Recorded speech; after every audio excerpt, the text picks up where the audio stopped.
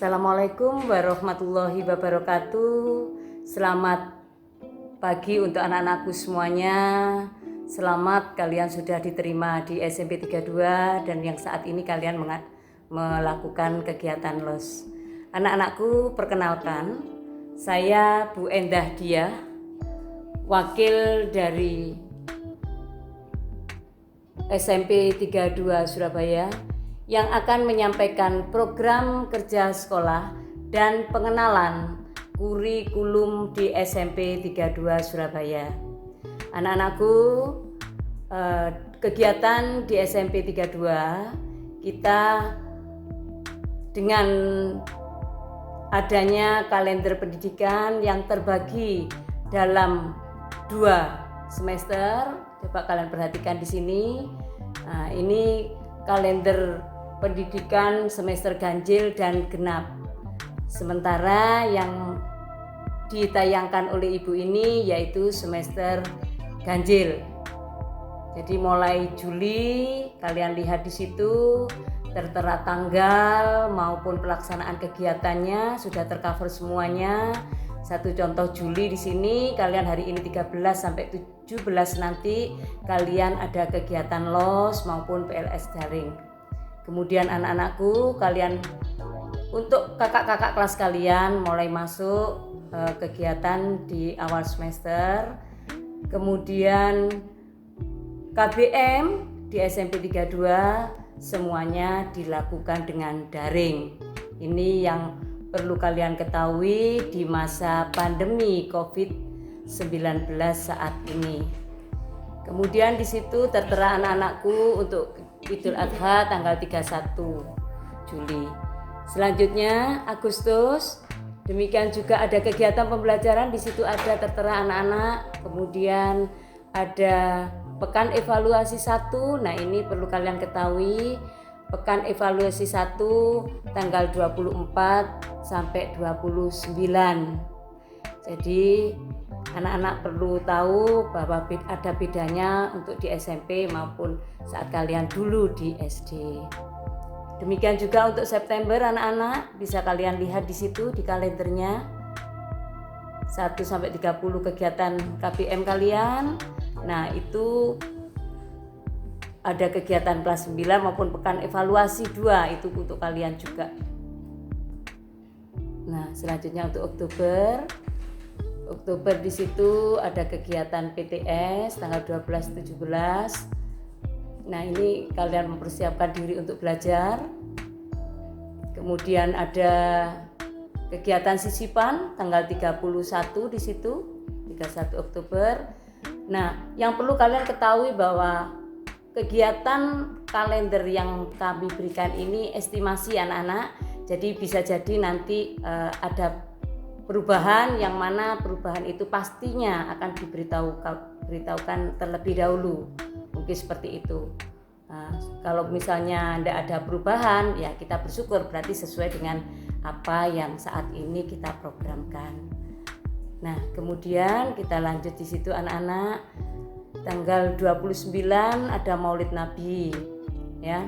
Kemudian November perlu kalian ketahui ada kegiatan evaluasi 3 tanggal 16-21. Kemudian ada peringatan Hari Pahlawan. Nah, kemudian ada lagi 23 sampai 28 yaitu pas ganjil kelas 9. Tapi kalian yang perlu tahu, kalian saat ini harus yang di 30-nya ya, 30 sampai 30 November sampai tanggal 5 Desember itu kelas 78. Selanjutnya kalian nanti menerima rapot tanggal 23, Natal dan libur semester. Anak-anak, untuk materi kurikulum ini yang perlu kami jelaskan di sini, ini pengenalan sifatnya. Kalian perlu tahu bahwa ada kegiatan pendahuluan.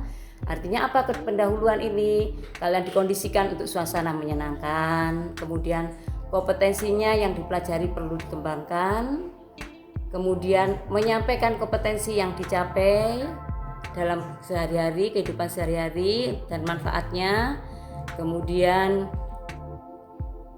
menyampaikan garis besar materi.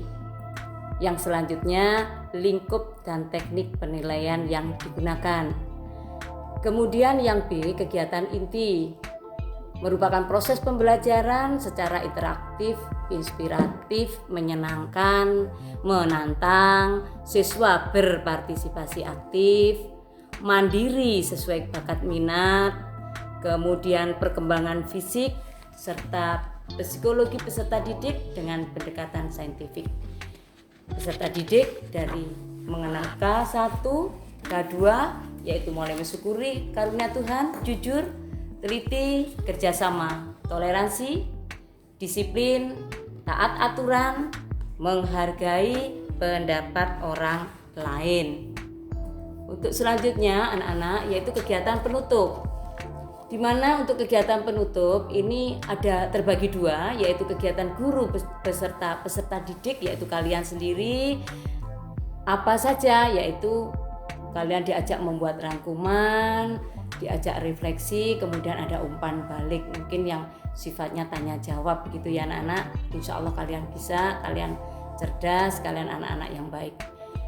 Kemudian untuk kegiatan guru yaitu nanti diadakan penilaian maupun tindak lanjut dari hasil penilaian, atau bisa juga nanti Bapak Ibu guru di dalam kegiatan ini menyampaikan rencana pembelajaran berikutnya.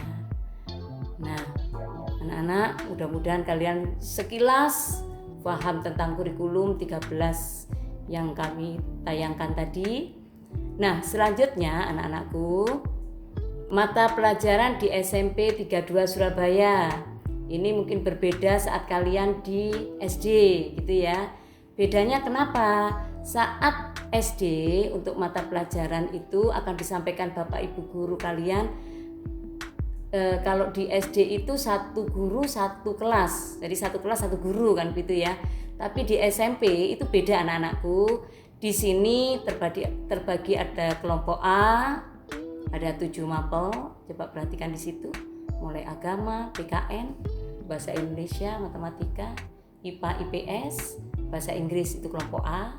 Kelompok B-nya seni budaya, PJOK olahraga itu prakarya, dan tambahannya mulok. Artinya apa? Di sini kalau di jumlah ada 11 mapel, yang artinya ada 11 Bapak Ibu guru yang mengajar dengan karakteristik atau mungkin dengan cara beliaunya mengajar yang mungkin berbeda satu sama lain. Nah, ini bedanya dengan SD ya Bapak, yang anak-anak ya. Kalau SD kan tetap gurunya seperti itu, kalian hafal betul karena 1 tahun beliau mengajarkan kepada kalian. Kalau di sini betul 1 tahun, tapi karena gurunya ganti-ganti sesuai mapelnya, ya berbeda-beda. Ini yang perlu kalian pahami. Tapi asik kok anak-anak, ini bedanya kalau di SMP ya. Gurunya banyak gitu ya, sesuai dengan ahlinya sendiri-sendiri, profesionalnya sendiri-sendiri. Kemudian anak-anak setelah kalian tahu itu, di sini ada teknik penilaian. Jadi kalian kalau sudah mengikuti pelajarannya, ada teknis penilaian yaitu UH, ulangan harian, tugas-tugas yang diberikan Bapak Ibu guru, PTS, penilaian tengah semester, kemudian PAS, penilaian akhir semester ganjil, kemudian PAT apa? Penilaian akhir tahun, ini biasanya semester genap. Kalau kalian dari kelas 7 naik ke kelas 8, kelas 8 nanti seperti kakak kelasmu naik ke kelas 9 gitu ya. Kemudian kalau kelas 9 ada USEK. Apa itu USEK? Ujian sekolah. Nah, yang perlu kalian pahami anak-anak, bahwa di setiap hasil ulangan ini kalian upayakan minimal KKM ya. Yang kurang dari KKM itu diadakan remedial teaching. Kemudian yang lebih itu diadakan pengayaan. Satu contoh misalnya nanti setiap Bapak Ibu guru yang mengajarkan kepada kalian akan disampaikan berapa KKM yang beliau ajarkan. Nah, itu target minimalnya. Gitu ya anak-anak. Jadi kalau misalnya satu contoh misalnya Bu Endang ngajar matematika, KKM-nya berapa? 72. Kalau kalian mencapai 72 berarti pas KKM kurang, kalian akan diadakan remedial teaching. Jadi perbaikan pembelajarannya, kemudian nanti kalian ulangannya juga mengulang kembali. Nah, kemudian diharapkan apa? Lebih baik. Tapi bagi yang KKM-nya sudah di atas 72 tadi diadakan pengayaan. Supaya apa? Kaya akan pembelajarannya. Gitu. Sampai di sini paham ya anak-anak ya? Oke. Nah, ini aspeknya, aspek penilaian yang diberikan Bapak Ibu guru. Apa saja? Yaitu pengetahuan ini ya. Kemudian yang kedua, sikap dan perilaku. Yang ketiga, keterampilan. Oke, anak-anak, kita lanjut. Kalau tadi Bu Endah mengenalkan tentang intrakurikulernya, nah sekarang kegiatan ekstrakurikuler. Supaya apa? Nah, untuk saat ini kalian mungkin belum bisa melakukan ya, karena ada apa? Pandemi. Kalian masih daring di rumah, tapi nanti doakan saja Januari kita sudah normal kembali, kalian juga sudah bisa mengikuti kegiatan ekstrakurikuler dalam keadaan seperti biasa. Yang perlu Ibu kenalkan di sini kegiatan ekstrakurikuler atau biasanya disebut pengembangan diri ya nak ya. Itu pilihannya ada USN, ini IPA, IPS, matematika. Ini biasanya diadakan bulan Februari Maret. Ini ada olimpiade itu. Kemudian BTQ, kemudian seni budaya kesenian itu ada vokal dan tari. Ada lagi apa? Geguritan, basket, ya, silat, futsal, taekwondo, kemudian balap sepeda. Nah ini. Kemudian apalagi? Pengembangan diri unggulan, ada pramuka dan paskibra. Khususnya kalau yang saya sebutkan di atas tadi anak-anak, yang banyak yang di atas itu pilihan.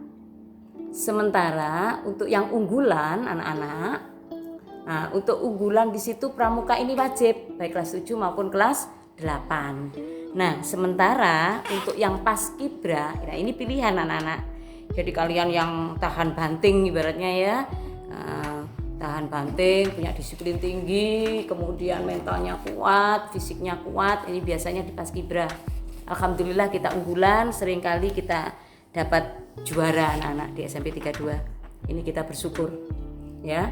Nah, yang perlu saya sampaikan bahwa untuk ekstrakurikuler ini penanggung jawabnya Bu Eni ya nak ya, yang selaku ketua LOS saat ini. Kemudian untuk kegiatan pengembangan karakter, jadi selain tadi Bu Endah kenalkan untuk ekstrakurikuler, kalian bisa milih wajibnya. Kemudian wajibnya itu pasti ya nak ya, pilihan tadi milih pilihannya. Tapi kalau wajib itu pramuka tadi. Tapi ingat sekarang pandemi itu mungkin tidak bisa dilakukan. Tapi mungkin sifatnya nanti daring ya. Nanti dari guru pengembangan dirinya mungkin dapat tugas kalian dari situ. Nah, anak-anak, saya lanjutkan untuk kegiatan pengembangan karakter.